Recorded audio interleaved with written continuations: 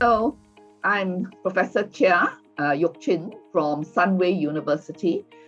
Previously, I was at University of Malaysia where I started programs for the Faculty of Medicine under the Department of Primary Care Medicine, stroke general practice if you like. But recently, I joined Sunway University because I wanted to offer a program on training for postgraduate training in geriatric medicine for primary care doctors, which was launched last year, and we are in our second cohort now. That is a program that the geriatricians, the Society of Geriatric Medicine in Malaysia, as well as a country itself, felt that it's necessary because we don't have enough geriatricians. We are aging very rapidly, and we have got many health clinics where some of the care can be delivered by the doctors, the primary care doctors, with some upskilling and training in geriatric medicine. And so that's our purpose of having this program. Okay, so that's what I do now, mainly delivering the program. It's a brand new program, first of its kind, online blended learning where there's clinical attachments and these things. The first cohort took the exam and the course, and of course give very, very positive feedback. They are more than happy with the course. And so we are going to continue offering this program to train doctors in geriatric medicine for the elderly. And of course, I do a lot of research and a lot of other activities besides my daily work of this program. What goes in there is Framingham score goes in there, and they just do it for you, really, rather than we as a clinician go and type in all the his level of cholesterol, his blood pressure, whether smokes and drinks. It's the same thing. To me, I don't think that's AI and that's not deep learning. I do not think so. Okay, deep learning is slightly different. So to me, this is just calling it AI, but it's not really AI per se. And AI has to be smarter than me doing it, or faster than me doing it. So it just puts it together for you fast. Maybe but if I go and click on one of those machines and just plug in the few things that they want, my age, whether I'm male, female, whether what my LDL cholesterol is, what my blood pressure is, do I have diabetes, do I smoke, it will come up with a score. Because last time I had to do it manually and do, map the thing and then give a score. Now I just go to the calculator, it comes up to me and tells me what is my risk score, lifetime risk compared to a normal person. 3 different parameters for that. I don't think that's deep learning. That's just, putting an Excel chart and calculating it. The only thing that you can do is, what if my score tells me I'm not very high, but other parameters may dictate? Because don't forget, as I said, it's just not blood pressure, cholesterol, smoking, diabetes alone that causes heart disease and strokes and other cardiac. There could be other things like the homocysteine levels, your uric acid levels, your CKD, which are all not factored in the calculation, right? So even though my risk score is sort of average, this is where I tell doctors and I tell myself too, if I have a medium risk, and what is defined in the old days as medium risk is between 10 to 11 to 19, which is a huge range. So if I'm medium risk at 19, I consider that almost high risk. If I'm medium risk at 10, I may be less inclined to treat. So again, people need to think about the level rather than grouping it as low, medium, high, and say medium risk don't need treatment. I think that's wrong to do it. The other way to convince yourself to treat, and this is what I do, is if they are neither here nor there, because clearly if you're high risk, you treat. Low risk, you don't treat. Medium risk is the one. What happens if you're 15? Do you treat or don't treat, right? So my way of doing is try and look for other cardiovascular risk factors. Now in this, it doesn't take into account obesity, right? So if you're very obese, no family history, if your family history of heart attack, I would be more inclined to treat you, because the minute you have a family history of heart attack, close relative, you got your risk of heart attack is increased 50%. So I would be inclined to treat you. Yes, but if you're none of this, then maybe I say we can wait a little while and see whether your blood pressure goes up or whatever your risk changes. You're going to do your lifestyle changes. You don't smoke. You eat less glucose things, and your alcohol, your weight goes down. Then I would then your blood pressure comes down, and therefore your risk may go down a little bit more. So I would do it that way. What the studies have also done is people say, why don't we measure the lipoprotein little a, homocysteine, calcium score? There are lots of other things that have been found to be related as independent predictor of cardiovascular disease. I do not question that. It is true. It is. But again, like most things, I may not have homocystinuria. You may have it, so you are at greater risk than me, right? And what they found was even when they factored all these things in, it made no difference to the score. So if I use Framingham, the original, adding all these things made no difference. High risk, this also tells you high risk. So what's the point of doing all these expensive tests? They're frightfully expensive. Well, this is part of your routine care. You got their blood pressure, you ask them whether they smoke or not, you measure the diabetes, you measure the lipids. That's it. You only need that to get your score. You don't need to do homocysteine, you don't need to do lipoprotein, you don't need calcium score, which are all expensive and not accessible and very difficult to do. Right? Chronic kidney disease, if you look at the KDIGO definition, it's very wide and big. CKD could be due to non-cardiovascular predisposing factors, like you've got IgA nephropathy, right? You've got glomerulonephritis, you've got SLE. There's nothing to do with the risk factors for getting cardiovascular disease. It's nothing to do with diabetes, or high blood pressure, or dyslipidemia. That to me is another category, right? You have the disease, you're likely to get CKD. For the hypertensive patient, diabetic patient, we know that over long term, they can get CKD. So the task is to prevent the CKD. So in other words, I treat the blood pressure, I treat the ABCs, I call them the ABCs, the A1C, the blood pressure, and the cholesterol. Treat them well, you prevent cardiovascular disease. And this is something I looked in my patients as well. What happened was when I started, I've been in practice for 30 years. When I started, I used to practically see a stroke every week. Not necessarily by me, they could have been, went to A&E, went to the ward and come follow up, come from me. I see some we pick ourselves to come in and says, I have weakness, and we take a stroke. So it was that common. So I asked my doctors, because I don't sit every day in the clinic, are they seeing stroke? Also fewer. So I was convinced that our treatment is working, that we are reducing the strokes. I also noticed that, last time every few months, I'll have 1 or 2 patients who are diabetic, hypertensive, that I will start talking about renal replacement therapy. I said, your kidney function is not good, we got to think about it. And usually I will plan a year ahead. I will send him to nephrology because they're going to decide whether they're going to go for renal transplant, peritoneal, they have to set up the shunt, get them in tip-top condition. I also found I wasn't sending patients. What happened to all the patients?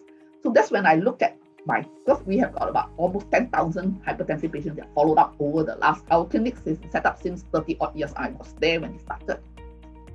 So I tracked 1,000 patients, or maybe I collected 1,005, but not everybody had all their parameters. But whatever it is, to cut the long story short, what happened was the stroke rates had come down. The kidney function was slowed. So I look at the change in kidney functions it was retrospective, of course, you can't do prospective, it will take years to get the data, was that if you started off with this level of, say, 90 normal 90 mils per minute, over 10 years, the so-called normal reduction is 1 mil per year. It will go down to 80 by the time you reach 10 years later. Obviously, if you're hypertension, you're supposed to reduce faster. That's why you end up getting dialysis. What I noticed was it was very slow, 0.8, almost like normal. Even so, I made one of my master students look particularly in diabetes, because diabetes and kidney failure is much greater than hypertension per se and kidney disease. Again, it was 0.8. So I asked myself, what is it that did slowing? I know in Saudi Arabia, it was 4 mils in diabetic, 4 mils a year. So within 10 years, I think you will need dialysis already. So our patients are not getting dialysis. So my observation of why are patients I'm not sending patients to my nephrology colleague to get ready for dialysis is because we have slowed down the deterioration. And so all we did was, at the 10 years, our HbA1c was 8. We brought it down to 7 over the 10 years. Somehow we managed. Our blood pressure, 148 mean, came down to 138 mean. So we have reduced it by 10 millimeters, and it slowed down the deterioration. So my message is, just do it. It will slow it down. You don't even have to reach perfect control. Just do it. Because if you're 180, you reduce to 160, you're not controlled, but you've reduced huge amount. That will slow it down completely. So don't bother about the target should be 135 or 140. Forget about it. Half the time we don't even reach that. Just go and reduce it down first. And then once you have managed that, then go and look at the final points. Because we know our control rate on our national health is only 25%, maybe now it's 40%. So there's another 60% that are not controlled. Yeah. So don't bother, just bring it down first and then fine tune it. Firstly is what is meant by comprehensive care. Comprehensive care means you treat the patient as a whole, not just focus on their heart disease and nothing else. Okay, let's say for someone has a heart attack, you got to look at his risk profile, his family environment, his financial, besides the medical, you're expert at treating him. Give him the cholesterol, give him the statins, give him everything. But comprehensively would then, if we look at what we mean by comprehensive, is you do his whole person care, which then means it's, you've got to look at his financial, his behavioral, some people say even spiritual, which I don't touch. I think spiritual is too personal unless it influences the way I'm going to manage the patient. So, and then of course, there's the aspect of prevention. If we just look at the diabetes, we forget to get prevention. Diabetic patients who are fat are more prone to cancer. You have missed the cancer. And indeed, that was what I saw one patient with diabetes, everything. Cancer was not picked up and he died of cancer rather than diabetes, because no screening was done for him. He's a candidate for screening for colorectal CA. So this is what we mean by comprehensive care. So my task when I teach my students and my trainees is that you got to do all the aspects. You got to look at his his presenting complaint. You look at his whatever, what I call ABCD. This is Stock and Davis's consultation model. Not everything applies to a patient. You look at what his acute problem is. You look at what is on B, which is his behavioral, C, what is his ongoing continuing problem, and D, prevention and health promotion. So I tell my doctors, you got to do all this. So you do, you make sure you come to the last part, which most other disciplines will forget, is prevention. So I will do the colorectal screening, I'll do the breast cancer. I picked up breast cancers, picked up colorectal because of my screening that I do for them who are reaching of the age where it is indicated. That is not to say other doctors should not do comprehensive care. They should, but perhaps they don't have so much time. So they just concentrate on the because when they get the patient is already a very ill patient, someone who has a myocardial, they have to manage that. Because if they don't, the patient is going to die of a myocardial infarct rather than cancer within the next 1 year. So I can understand that they don't have time. And this is where we in primary care practice can help, because they have seen it, they've managed all that part. The patients are sent back to us for follow-up because they've come from a more rural town, not accessible to the cardiologist all the time. That's when I will then look at all this. Okay, you've been optimally managed for this. Now I'd like to look at your behavioral. Are you compliant? Are you trying to lose weight? Are you trying to lose salt? All these things. Then I look at the ongoing will be the ABCs, as I said. And then finally, I will then look at screening. Internist, which is actually general medicine, general internal medicine, and a physician, they only deal with adults, nobody else, right? And then whatever subspecialty they are, if they are not subspecialized, they will deal kidney problem, respiratory, cardio, everything, unless you think you call yourself subspecialty trained cardiologist, nephrologist, diabetologist. They do not see children. They do not see pregnant women, gynae problems. We do, family medicine. I see children, I see gynae problems, and we don't have that many obstetric patients in our thing, but we have been trained to do that. So that's the difference. So in children, I have to make sure that immunization is done, their growth chart is good, developmental milestones is good. Similarly with gynae, I have to deal with PV discharge and so on and so forth. You know what I mean? That's the difference. In terms of I think it is every doctor's duty to provide comprehensive care. It's a matter of the degree we are able to deliver. I mean, this is ideal, and I know that the specialists have got very little time to see patients. So do we. We only got less than 10 minutes. But I stagger out my things. I won't do everything up. Do one thing first, what's most important first, and then over the next few visits, I will be then bringing in the health promotion and the screening. Yeah? We must remember we mustn't overlook the information to the patient. Patient information overload. I think currently before this specialty, whatever you like to call it, a specialty is just a way of categorizing so that they give you a different pay scale to me. That's what it's basically. It's recognized by, the powers that may be to say, you are a specialist, therefore you get this pay, you are non-specialist, you get this pay.